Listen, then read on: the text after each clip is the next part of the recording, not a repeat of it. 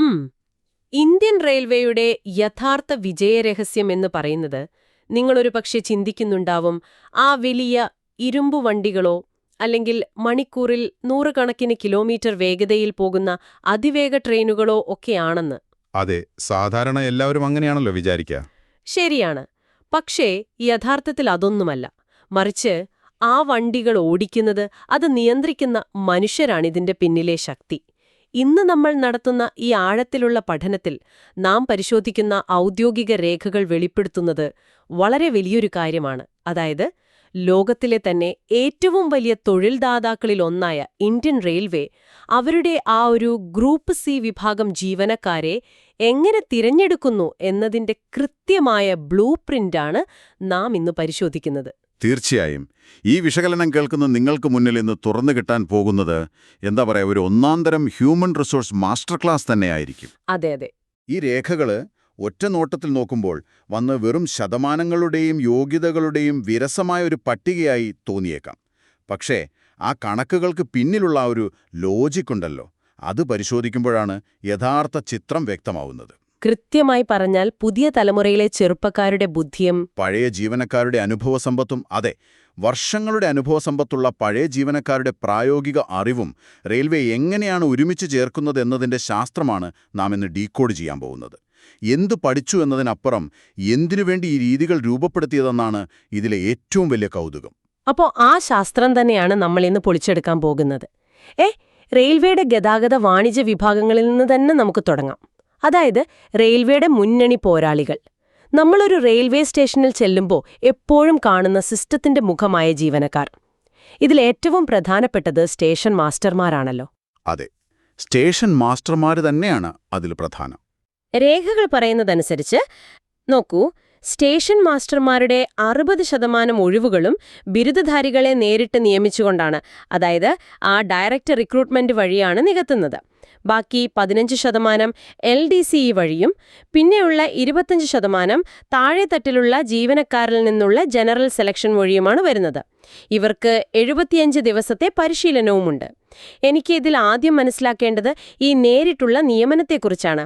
എന്തുകൊണ്ടാണ് സ്റ്റേഷൻ മാസ്റ്റർമാർക്ക് 60%വും പുതിയ ആളുകളെ തന്നെ എടുക്കുന്നത്? അതൊരു വളരെ നിർണായകമായ തീരുമാനമാണ്. ഒരു സ്റ്റേഷൻ മാസ്റ്റർ എന്ന് പറയുമ്പോൾ ആ സ്റ്റേഷന്റെ മുഴുവൻ നിയന്ത്രണവും അവരുടെ കൈകളിലാണല്ലോ. അപ്പോൾ പുതിയ കമ്പ്യൂട്ടറൈസ്ഡ് സിഗ്നലിംഗ് സിസ്റ്റങ്ങൾ, റിലേ ഇന്റർലോക്കിംഗ് പോലെയുള്ള ആധുനിക സാങ്കേതിക വിദ്യകൾ എന്നിവയൊക്കെ വളരെ വേഗത്തിൽ പഠിച്ചെടുക്കാൻ യുവത്വത്തിന്റെ ഒരു വലിയ ഊർജം അവിടെ ആവശ്യമാണ്. ഓഹോ, അപ്പോൾ ടെക്നോളജി വേഗത്തിൽ പഠിക്കാൻ വേണ്ടിയാണല്ലേ? അതെ അതെ. അതുകൊണ്ടാണ് ബിരുദധാരികളായ യുവാക്കളെ നേരിട്ട് കൂടുതലായി നിയമിക്കുന്നത്.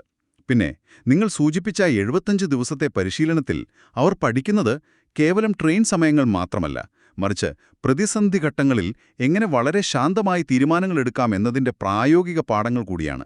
അത് മനസ്സിലാക്കാം. പക്ഷേ ഈ രേഖകളിൽ പലയിടത്തായി കാണുന്ന ഒരു വാക്കുണ്ട്, LDCE. 15% സീറ്റുകൾ അതിനായി മാറ്റിവെച്ചിരിക്കുന്നു. യഥാർത്ഥത്തിൽ എന്താണ് ഈ LDCE? ഒരു സാധാരണ ജനറൽ സെലക്ഷനിൽ നിന്ന് ഇതെങ്ങനെയാണ് വ്യത്യാസപ്പെട്ടിരിക്കുന്നത്? LDCE അഥവാ ലിമിറ്റഡ് ഡിപ്പാർട്ട്മെന്റൽ കോമ്പറ്റീറ്റീവ് എക്സാമിനേഷൻ എന്നത് റെയിൽവേയുടെ ഏറ്റവും മികച്ചൊരു തന്ത്രമാണ് എന്ന് പറയാം. ജനറൽ സെലക്ഷൻ എന്ന് പറയുന്നത് സാധാരണയായി സർവീസ് റെക്കോർഡും സീനിയോറിറ്റിയും നോക്കി താഴെത്തട്ടിലുള്ള ജീവനക്കാർക്ക് നൽകുന്ന പ്രമോഷനാണല്ലോ. അതെ, വർഷങ്ങൾ ജോലി ചെയ്തവർക്ക് കിട്ടുന്ന പ്രമോഷൻ. കൃത്യം. എന്നാൽ LDCE അങ്ങനെയല്ല. അതൊരു ഫാസ്റ്റ് ട്രാക്കാണ്. അതായത് താഴെത്തട്ടിൽ ജോലി ചെയ്യുന്ന, എന്നാൽ ഉയർന്ന വിദ്യാഭ്യാസവും വലിയ സ്വപ്നങ്ങളുമുള്ള ധാരാളം ചെറുപ്പക്കാരുണ്ടാകും. അവർക്ക് ഈ സീനിയോറിറ്റിക്ക് വേണ്ടി വർഷങ്ങളോളം കാത്തിരിക്കാൻ കഴിയില്ല. ശരിയാണ്, അവർക്ക് പെട്ടെന്ന് മുകളിലേക്ക് വരണമെന്നുണ്ടാകും. അതെ, അങ്ങനെയുള്ള മിടുക്കരായ ജീവനക്കാർക്ക് പരസ്പരം മത്സരിച്ച് പരീക്ഷ എഴുതി വളരെ വേഗം മുകളിലേക്ക് വരാനുള്ളൊരു കുറുക്കു വഴിയാണത്. ആ 15% റിസർവേഷൻ സിസ്റ്റത്തിലേക്ക് അതിയായ ബുദ്ധിശക്തിയുള്ളവരെ എത്തിക്കാൻ വളരെ വലിയ രീതിയിൽ സഹായിക്കുന്നു. അമ്പോ, അതൊരു മികച്ച അവസരം തന്നെയാണ്. പ്രതിഭയുള്ളവർക്ക് വെറുതെ സീനിയോറിറ്റി കാത്തിരുന്ന സമയം കളയേണ്ടതില്ല. എന്നാൽ ഇതിന് നേരെ വിപരീതമായ മറ്റൊരു കാര്യമാണ് ഞാൻ ഈ രേഖകളിൽ ശ്രദ്ധിച്ചത്. എന്താണത്? ഈ സ്റ്റേഷൻ മാസ്റ്റർമാരുടെ കാര്യം അങ്ങനെയാണെങ്കിൽ വണ്ടിയുടെ പുറകിൽ പച്ചക്കൊടിയും പിടിച്ചു നിൽക്കുന്ന ഗാർഡുകളുടെ നിയമനം നോക്കൂ. അവിടെ കഥ നേരെ തിരിച്ചാണ്. ഗാർഡുകളുടെ 60% ഒഴിവുകളും താഴെത്തട്ടിലുള്ള ജീവനക്കാർക്ക്, അതായത് ടിക്കറ്റ് കളക്ടർമാർ, ട്രെയിൻ ക്ലർക്കുമാർ, പോയിന്റ്സ്മാൻ തുടങ്ങിയവർക്ക് ജനറൽ സെലക്ഷൻ വഴി പ്രൊമോഷനായി നൽകുകയാണ് ചെയ്യുന്നത്. വെറും 25% മാത്രമാണ് നേരിട്ടുള്ള നിയമനം. എനിക്കിതൊരു ക്രിക്കറ്റ് ടീമിനെയാണ് ഓർമ്മിപ്പിക്കുന്നത്. ക്രിക്കറ്റ് ടീമോ? അതെങ്ങനെ? അതായത് നേരിട്ട് വരുന്നവർ യുവതാരങ്ങളെപ്പോലെ, പ്രൊമോഷൻ വഴി വരുന്നവർ പരിചയസമ്പന്നരായ സീനിയർ താരങ്ങളെപ്പോലെ. എന്തുകൊണ്ടാണ് ഗാർഡുകളുടെ കാര്യത്തിൽ പഴയ ജീവനക്കാർക്ക് ഇത്ര വലിയ മുൻഗണന കൊടുക്കുന്നത്? ആ ചോദ്യത്തിൽ തന്നെയുണ്ട് അതിനുള്ള ഉത്തരവും. ഒരു ട്രെയിൻ ഗാർഡ് എന്ന് പറയുന്നത് വെറുമൊരു കൊടി കാണിക്കുന്ന ആളോ വിസിലടിക്കുന്ന ആളോ അല്ല. ഒരു ട്രെയിനിന്റെ സുരക്ഷയുടെ അവസാന വാക്കാണവർ. ട്രാക്കിലെ അനുഭവസമ്പത്ത് ഒരു ഗാർഡിന് വളരെ അത്യാവശ്യമാണ്. അതെ, അവരുടെ കയ്യിലാണല്ലോ വണ്ടിയുടെ പൂർണ്ണ നിയന്ത്രണം. അതെ, നിങ്ങളൊന്ന് ആലോചിച്ചു നോക്കൂ. ഒരു വിജനമായ സ്ഥലത്തു വച്ച് ട്രെയിനിന് എന്തെങ്കിലും സാങ്കേതിക തകരാറുണ്ടാകുന്നു എന്ന് കരുതുക. വർഷങ്ങളായി ടിക്കറ്റ് കളക്ടറായും ട്രെയിൻ ക്ലർക്കായും ക്യാബിൻമാനായും ഒക്കെ ജോലി ചെയ്ത ഒരാൾക്ക് ഇന്ത്യൻ റെയിൽവേയുടെ സിസ്റ്റം എങ്ങനെയാണ് പ്രവർത്തിക്കുന്നത് എന്ന് അവരുടെ രക്തത്തിൽ അലിഞ്ഞു ചേർന്ന അറിവായിരിക്കും. ഓ, അതായത് ബുക്കിലെ അറിവിനേക്കാൾ ഗ്രൗണ്ടിലെ അറിവ്. കൃത്യമായിട്ട്. അവർക്ക് ആ പുസ്തകത്തിലെ അറിവിനേക്കാൾ അടിയന്തര ഘട്ടങ്ങളിൽ ഈ പ്രായോഗിക ബുദ്ധിയാണ് വേണ്ടത്. അതുകൊണ്ടാണ് ട്രാക്കിലെ പൊടിയും വെയിലും മഴയും കൊണ്ട് ശീലിച്ച സീനിയർ താരങ്ങൾക്ക് ഗാർഡ് പോസ്റ്റിൽ മുൻഗണന നൽകുന്നത്.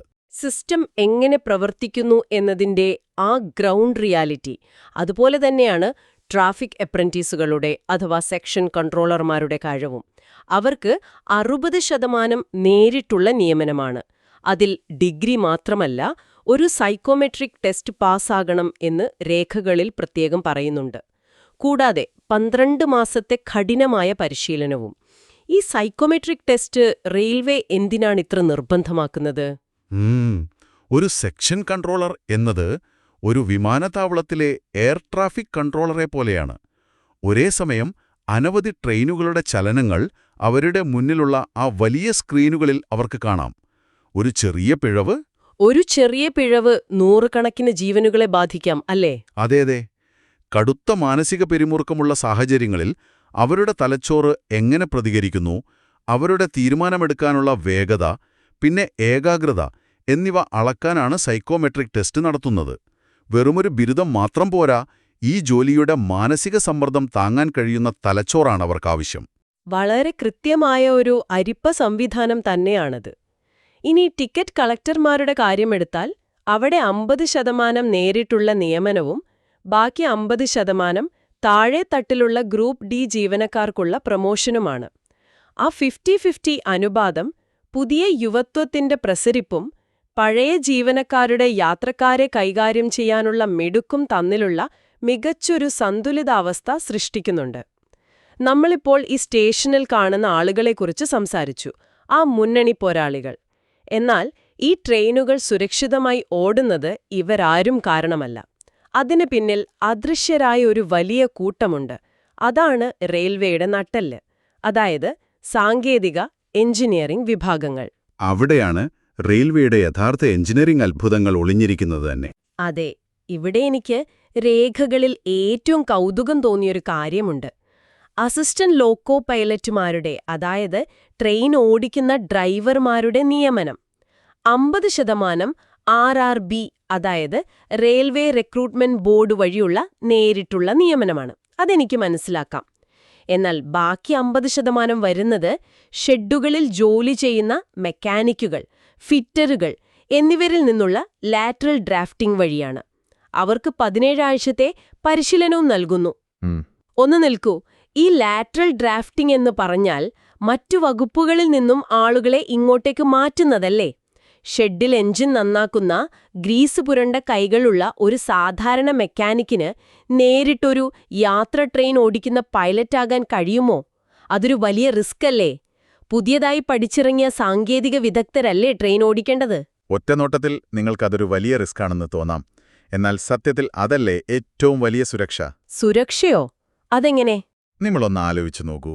ഡിപ്പാർട്ട്മെന്റിലെ ഒരു മെക്കാനിക്ക് കഴിഞ്ഞ 6-7 വർഷമായി ഷെഡിലെ ഡീസൽ അല്ലെങ്കിൽ ഇലക്ട്രിക് എഞ്ചിനുകളുടെ ഓരോ നട്ടും ബോൾട്ടും അഴിച്ചും മുറിക്കും പരിചയമുള്ള ആളാണ്. അവർക്ക് ആ എഞ്ചിന്റെ ശബ്ദം കേട്ടാൽ അറിയാം അതിനുള്ളിൽ എന്ത് തകരാറാണ് സംഭവിക്കാൻ പോകുന്നതെന്ന്. ശരിയാണ്, അവർക്ക് എഞ്ചിന്റെ മുക്കും മൂരയും അറിയാമായിരിക്കും. കൃത്യം. ഈ പ്രായോഗിക അറിവുള്ള ഒരു മെക്കാനിക്കിനെ ലാറ്ററൽ ഡ്രാഫ്റ്റിംഗ് വഴി ഡ്രൈവിംഗ് ക്യാബിനിലേക്ക് കൊണ്ടുവരുമ്പോൾ എന്താണ് സംഭവിക്കുന്നത്? അവർ ട്രെയിൻ ഓടിക്കുമ്പോൾ എഞ്ചിനിൽ ചെറിയൊരു വ്യത്യാസമോ തകരാറോ ഉണ്ടായാൽ പോലും അതവർക്ക് വളരെ വേഗത്തിൽ മനസ്സിലാവും. വെറും പുസ്തകത്തിൽ നിന്ന് എഞ്ചിൻ പഠിച്ച് RRB പരീക്ഷ എഴുതി വരുന്നൊരു പുതിയ വിദ്യാർത്ഥിക്ക് ആ ഗ്രൗണ്ട് ലെവൽ അറിവ് കിട്ടില്ലല്ലോ. ഓ, അങ്ങനെയാണല്ലേ? അതെ. അടിയന്തര ഘട്ടങ്ങളിൽ മെഷീനുകളുടെ തകരാറുകൾ കണ്ടുപിടിക്കാൻ വർഷങ്ങളായി ഷെഡിൽ ജോലി ചെയ്തൊരു മെക്കാനിക്കിന് കഴിയുന്നത്ര വേഗത്തിൽ മറ്റാർക്കും കഴിയില്ല. അത് ഞാൻ അങ്ങനെ ചിന്തിച്ചതേയില്ല. എഞ്ചിന്റെ നാഡിമിടിപ്പറിയുന്ന ഡോക്ടർമാരെ പോലെയാണ് അവരെന്ന് പറയാം, അല്ലേ? എഞ്ചിന്റെ രോഗം എന്താണെന്ന് ആ ശബ്ദത്തിൽ നിന്നവർ തിരിച്ചറിയും. ഈ സാങ്കേതിക വിഭാഗത്തിൽ മറ്റു ചില നിയമനങ്ങളും അങ്ങനെ തന്നെയാണ് എനിക്ക് തോന്നിയത്. അപ്രന്റീസ് മെക്കാനിക്കുകളും ട്രെയിൻ എക്സാമിനർമാരും. ഡിപ്ലോമ യോഗ്യതയുള്ളവരിൽ നിന്നും 50% നേരിട്ടുള്ള നിയമനമുണ്ട്. എന്നാൽ ഈ ട്രെയിൻ എക്സാമിനർമാർക്ക് വളരെ ദൈർഘ്യമേറിയ 18 മാസത്തെ പരിശീലനം നൽകുന്നുണ്ടെന്ന് രേഖകൾ പറയുന്നു. 1 വർഷത്തിൽ കൂടുതൽ. എന്തിനാണ് ഇത്രയും വലിയൊരു പരിശീലന കാലയളവ്? ഒരു ട്രെയിൻ എക്സാമിനർ എന്ന് പറഞ്ഞാൽ അവരുടെ ഉത്തരവാദിത്വം വളരെ വലുതാണ്. ഒരു ട്രെയിൻ യാത്ര തുടങ്ങുന്നതിന് മുൻപ് ആ ട്രെയിനിന്റെ ബ്രേക്കുകൾ, ചക്രങ്ങൾ, കോച്ചുകളുടെ സസ്പെൻഷൻ എന്നിവയെല്ലാം സുരക്ഷിതമാണോ എന്ന് പരിശോധിച്ച് ഫിറ്റ്നസ് സർട്ടിഫിക്കറ്റ് നൽകേണ്ട ആളാണവർ. അതെ, അവരുടെ സർട്ടിഫിക്കറ്റ് ഇല്ലാതെ വണ്ടി അനങ്ങില്ല. അതെ, അവരൊരു ചുറ്റികയുമായി വന്ന് ട്രെയിനിന്റെ ചക്രങ്ങളിൽ തട്ടിനോക്കുന്നത് നിങ്ങൾ സ്റ്റേഷനുകളിൽ കണ്ടിട്ടുണ്ടാകും. ആ തട്ടുമ്പോഴുണ്ടാകുന്ന ശബ്ദത്തിൽ നിന്ന് ആ ചക്രത്തിൽ നമ്മൾ കണ്ണുകൊണ്ട് കണ്ടാൽ മനസ്സിലാകാത്ത ഏതെങ്കിലും മൈക്രോസ്കോപ്പിക് വിള്ളലുകളുണ്ടോയെന്നവർ തിരിച്ചറിയണം.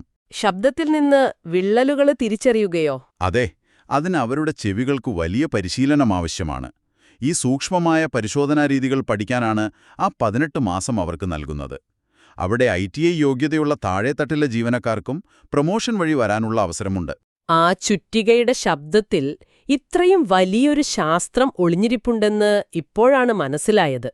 അതുപോലെ തന്നെയാണ് സിഗ്നൽ, ടെലികമ്മ്യൂണിക്കേഷൻ വിഭാഗവും, അഥവാ SNT വിഭാഗം. ഇൻസ്പെക്ടർമാർക്ക് 12 മാസത്തെ പരിശീലനം നൽകുന്നുണ്ട്. അവിടെ ഡിപ്ലോമക്കാർക്കും അനുഭവസമ്പത്തുള്ള ജീവനക്കാർക്കും ഇടയിൽ വളരെ വ്യക്തമായ അനുപാതം നിലനിർത്തുന്നുമുണ്ട്. കാരണം ആ വയറുകൾ തമ്മിലുള്ള ഒരു ചെറിയ കണക്ഷൻ തെറ്റിയാൽ ഒരുപക്ഷെ വലിയൊരു ദുരന്തമായിരിക്കും സംഭവിക്കുക. കൃത്യമായി പറഞ്ഞു.